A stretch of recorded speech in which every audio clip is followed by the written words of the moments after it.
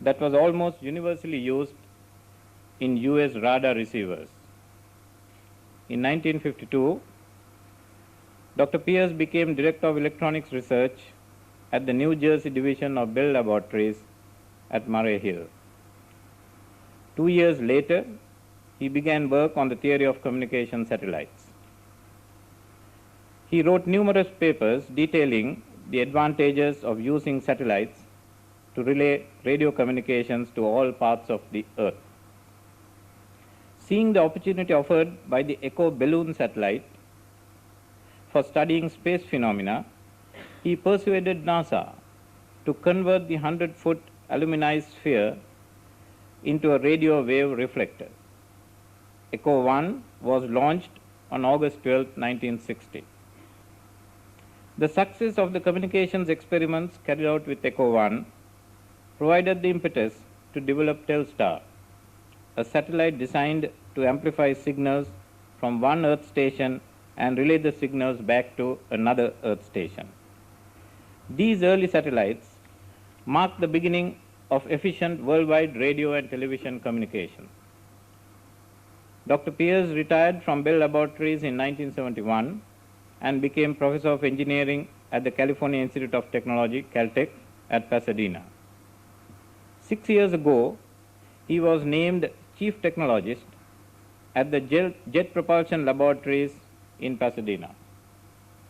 Presently, he is Visiting Professor of Music at Stanford University's Center for Computer Research. Dr. Pierce has written many books on electronics, satellite communications, and information technology. He holds membership in several famous professional and scientific bodies, including the National Academy of Engineering and National Academy of Sciences. Dr. Pierce has also been honored on many occasions and was the recipient of the prestigious Japan Prize in 1985. The dedication of Dr. Pierce to contribute to the development of communication satellite technology has enabled countries like Sri Lanka to access the vast potentials of global communications. The benefits have been enormous for the development of these nations. Your Excellency, in recognition of this dedicated and outstanding contribution to communication technologies, the Board of Governors of the Arthur C. Clarke Center for Modern Technologies unanimously resolved that the 1987 Arthur C. Clarke Award be made to Dr. John Robinson Pierce. It is with much pleasure that I wish to request Your Excellency to present the award to Dr. John Robinson Pierce.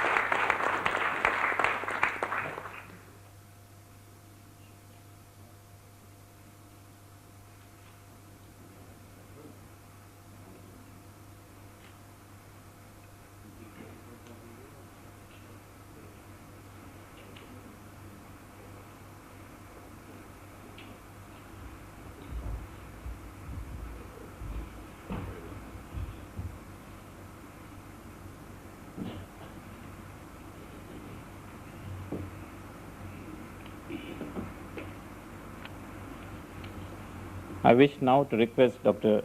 John Robinson Pierce to deliver the 1987 Arthur C. Clarke lecture.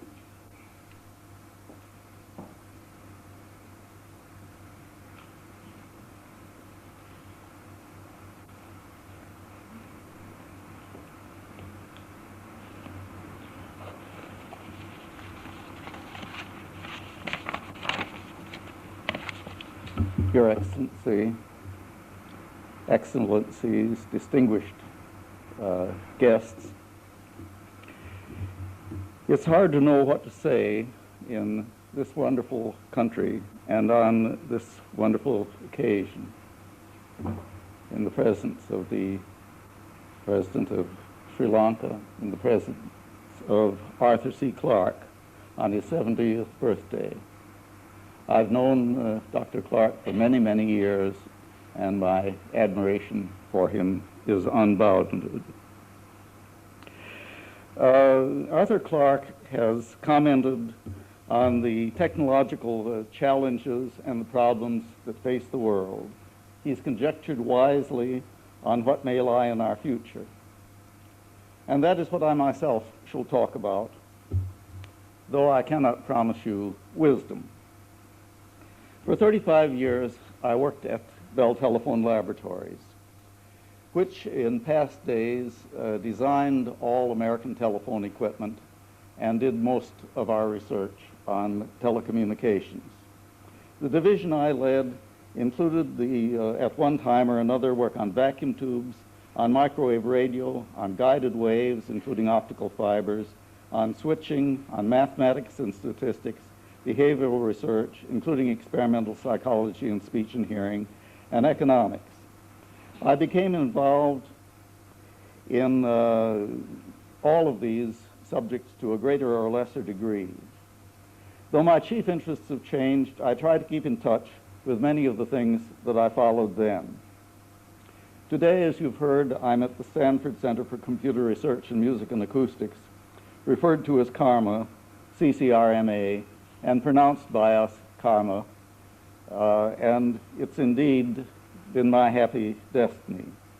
My presence there is no accident. In 1957, a colleague of mine at Bell Laboratories first used the computer to produce musical sounds.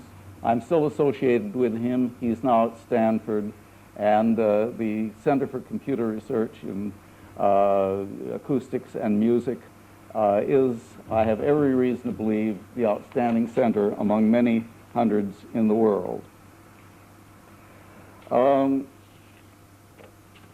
While computer music is the thing I've been most directly associated with in recent years, it's not the thing that I'm going to talk about tonight. Tonight I'm going to talk about computers and about space and about communication. Today, computers are the most complex of all the things that men have made.